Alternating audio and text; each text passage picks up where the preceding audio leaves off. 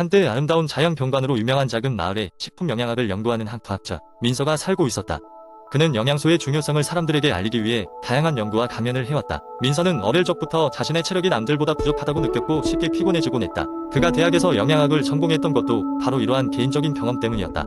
그는 자신처럼 피로에 지치는 사람들에게 도움을 주고자 했다. 대학교에서의 연구는 그에게 능력을 한 단계 끌어올릴 기회를 주었다.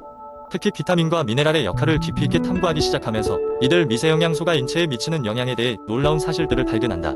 비타민 B군이 신체 에너지 대사에 필수적이고 비타민 C는 면역계 강화에 기여하며 철분과 칼슘이 건강한 혈액과 뼈 형성에 매우 중요하다는 것을 알게 된다. 그는 이러한 발견을 바탕으로 마을 주민들을 위한 강연을 열기 시작했다. 처음에는 그의 이야기에 관심을 가지는 사람이 많지 않았지만 그는 포기하지 않았다. 매주 토요일이 되면 마을 회관에 앉아서 누군가가 올 때까지 기다렸다. 이윽고 몇 주가 지나면서 마을 사람들은 하나 둘씩 그의 강연에 참석하기 시작했다. 특히 마리아라는 이름의 마을 주민은 처음에 회의적이었지만 민서의 설명을 듣고 나서는 그의 혼합 영양제를 스스로 실천해 보기로 결심한다. 시간이 지날수록 그녀는 체력 증가와 함께 피부가 좋아지는 것을 직접 체험하고 이는 그녀의 전적인 신봉자로 바꾸어 놓았다. 마리아의 변화를 본 다른 마을 사람들은 비타민과 미네랄 보충의 중요성에 관심을 갖게 되었고 회관에서의 자리는 넘치는 사람들로 북적이기 시작했다. 이제 민서의 토요일 강연은 마을에서 가장 인기 있는 모임의 하나가 되었고 사람들은 서로의 건강 변화에 대해 서로 이야기하며 응원하는 분위기가 형성되었다. 결국 마을은 전체적으로 더 건강하고 활기찬 공동체가 되었다. 건강한 생활 리듬을 찾은 사람들은 피로와 스트레스에서 벗어나 새로운 활력을 얻었고 이를 통해 마을의 생산성도 자연스레 상승했다. 이런 변화는 마을을 알게 된 다른 지역 주민들에게도 긍정적인 반향을 일으키며 비타민과 미네랄의 중요성은 더욱 널리 퍼지게 되었다. 오랜 연구의 결실을 맺은 민서는 여전히 겸손하게 이를 이어가며 다양한 실험과 연구를 통해 영양소에 대한 새로운 발견을 계속해서 탐구했다. 그의 열정과 노력을 통해 비타민과 미네랄의 중요성은 이제 더 많은 사람들에게 당연하게 인식되었고 그는 누구에게나 소중한 영양의 기초를 전하는 이로 남게 되었다. 두 번째 이야기. 한 달 전 지호는 친구 수연의 추천으로 새로운 다이어트를 시작했다. 수연은 SNS에서 본 유명한 다이어트를 따라하고 있었고 효과가 아주 좋다며 지호에게도 함께 해보자고 권했다. 그 다이어트는 하루에 500칼로리 미만으로 섭취하고 매일 2시간씩 유산소 운동을 하는 것이었다. 지호는 처음엔 망설였지만 최근 체중이 늘어난 것이 신경 쓰였기에 도전하기로 결심했다. 첫째 주는 그럭저럭 참을만 했다. 먹는 양이 제한됐지만 지호는 수연과 함께 운동을 하며 서로를 격려했다. 체중계에 올라갔을 때 몇 킬로그램 빠진 것을 보며 만족감도 느꼈다. 하지만 둘째 주부터 문제가 발생하기 시작했다. 아침마다 일어날 때 극심한 피로감을 느꼈고 집중력도 현저히 떨어졌다. 직장에서 업무를 수행하는데 어려움을 겪었고 틈만 나면 눕고 싶었다. 하지만 가장 큰 문제는 셋째 주에 발생했다. 지호는 간단한 계단 오르기를 하다가 갑자기 숨이 차오르고 어지러워 앉을 수밖에 없었다. 급히 병원을 찾은 지호는 의사로부터 영양결핍과 저혈당 증세를 듣게 되었다. 의사는 지호에게 이런 방식의 극단적인 다이어트가 얼마나 위험한지를 설명하면서 건강한 식습관과 적절한 운동이 얼마나 중요한지를 강조했다. 지호는 충격을 받았고 그동안 자신의 몸을 너무 혹사시켰다는 것을 깨달았다. 이후 지호는 잘못된 다이어트로 신체적 건강뿐만 아니라 정신적 건강 또한 해칠 수 있다는 것을 경험을 통해 배우게 되었다. 그는 다이어트 전문가와 상담하여 균형 잡힌 식단과 자신의 체력에 맞는 운동 계획을 세우고 과거의 실수를 반복하지 않기로 결심했다. 지호는 친구 수연에게도 이 사실을 전했고 수연 또한 지호의 이야기를 듣고 다이어트 방법을 변경하기로 했다. 이 경험을 통해 지호는 건강한 삶을 영위하기 위해서는 자신에게 무리한 부담을 주지 않는 것이 얼마나 중요한지를 깨달았다. 그는 앞으로 다이어트를 할 때 무엇보다 건강을 우선으로 고려할 것이며 여유를 가지고 자신의 몸의 신호를 잘 파악하겠다고 마음먹었다. 세 번째 이야기. 아름다운 언덕과 고요한 호수 사이에 위치한 작은 마을에는 자연요법과 홀리스틱 접근 방식을 탐구하고 논의하기 위해 사람들이 자주 모이는 건강 커뮤니티가 있었습니다. 그곳에서 전통적인 의학적 치료와 홀리스틱 요법을 접목할 수 있는 뛰어난 능력을 가진 통증 관리 전문가 엘라라 베넷 박사가 있었죠.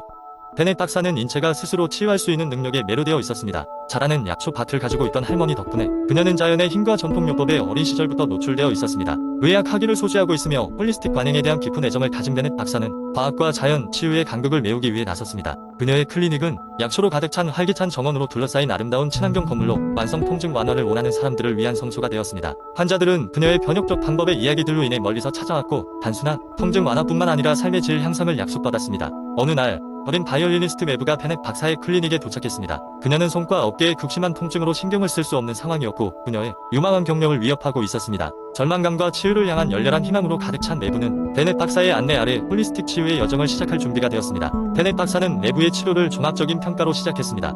그녀는 사람의 증상뿐만 아니라 전체를 대하는 것이 중요하다고 믿었습니다. 상세한 논의 후 그녀는 침술, 식이 변화, 맞춤형 물리치료, 마음챙김 연습을 포함한 개인화된 치료 계획을 선택했습니다. 침술 세션은 주 2회로 예정되었으며 내부의 몸의 특정 지점에 사실상의 바늘이 전략적으로 삽입되었습니다. 이 세션은 통증을 완화하는 것뿐만 아니라 에너지, 흐름을 균형 잡는 것을 목표로 하였습니다. 내부는 처음에 회의적이었으나 놀랍게도 각 세션 후 더욱 가볍고 기운이 나며 느끼게 되었습니다. 침술과 함께 베넷 박사는 내부에게 항염증 식품이 풍부한 식단을 맞춤 제공하는 영양사도 소개했습니다. 이 시기 변화는 만성 통증 증상을 악화시키는 전신 염증을 줄이는 데 목적이 있었습니다. 내부는 유기농 농산물과 허브의 다채로운 세상을 탐험하며 점차 식사와 치유의 관계를 변화시켰습니다. 부드러운 운동 및 스트레칭이 포함된 물리치료는 일상의 일부가 되었습니다. 내부는 능력과 진행 상황에 맞추어 각 동작을 조정하는 숙련된 치료사와 함께 연습했습니다. 물리치료는 그녀의 운동 범위를 개선할 뿐만 아니라 몸이 치유할 수 있다는 자신감을 되찾게 하였습니다. 마음챙김 연습과 명상은 그녀의 치료 계획의 또 다른 중요한 부분이었습니다.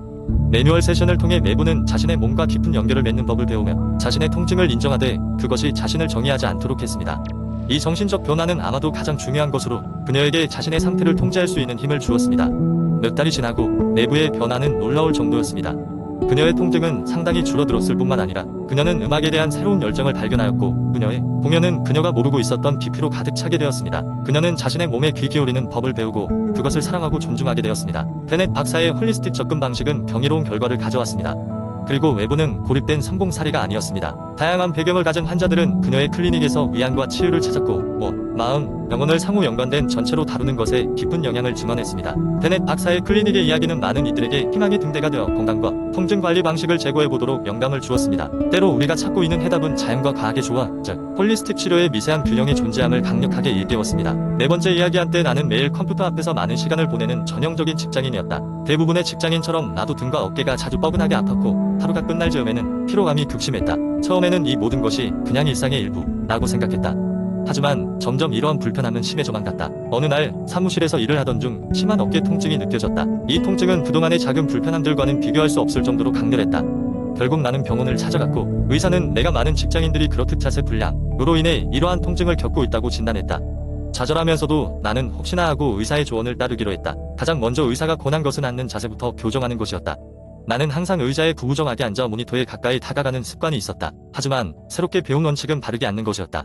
허리는 꼿꼿하게 펴고 엉덩이는 등받이에 완전히 밀착하고 발은 바닥에 자연스럽게 닿게 했다. 그리고 모니터는 눈높이와 같은 높이에 위치시켰다. 처음에는 이러한 자세가 무척 불편했다. 하지만 시간이 지나면서 점차 익숙해졌고 신기하게도 나의 등과 어깨 통증도 점차 사라지기 시작했다. 그리고 나는 많은 사람들이 몰랐던 또 다른 팁들을 배우기 시작했다. 예를 들어 매 시간마다 잠깐씩 일어나 스트레칭을 하고 몸을 움직이는 작은 휴식을 갖는 것. 이 작은 운동만으로도 근육이 이완되고 피로가 줄어드는 것을 느낄 수 있었다. 또한 나는 업무 공간을 조금씩 변화시키기 시작했다. 전에 비해 더욱 인체 공학적인 의자를 사들이고 데스크 워크스테이션을 재배치하여 몸에 더욱 적합한 환경을 조성하려고 했다. 회사 내에서도 이에 대한 얘기를 나누며 나만의 변화가 아니라 팀원들과도 더 건강한 작업 환경에 대한 공유를 할 수 있었다. 그렇게 몇 달이 지나고 나서야 나는 완전히 다르게 변화된 나의 건강 상태를 알게 되었다. 이전에 비해 피로와 통증이 현저히 줄었고 무엇보다도 기분이 좋아졌다는 사실이 무엇보다 중요했다. 이렇게 작은 변화들이 나와 사람들에게 얼마나 중요한 가치를 주는지 체험하고 나니 주변에 자세의 중요성을 알리고 싶다는 생각이 절로 들었다. 자세 교정이 곧 삶의 질을 향상시키는 길이다라는 확신이 생긴 나는 블로그를 시작하기로 했다. 잘못된 자세 교정 더 나은 건강을 위한 팁 이라는 제목의 블로그에 나의 경험과 통찰을 기록하면서 다른 사람들에게도 이러한 깨달음을 전파할 수 있었다. 예상외로 많은 이들이 긍정적인 피드백을 주었고 역시 더 많은 건강 팁들을 찾아 나누는 것에 열정을 느끼게 되었다. 이 이야기는 단지 시작일 뿐이다. 나와 비슷한 문제를 겪고 있는 사람들에게 작게나마 도움이 될 수 있다면 그것이야말로 나의 노력에 대한 보상이 아닐까 생각한다. 건강한 자세가 그 시작점이며 이는 생각보다 더 큰 변화를 가져올 수 있다.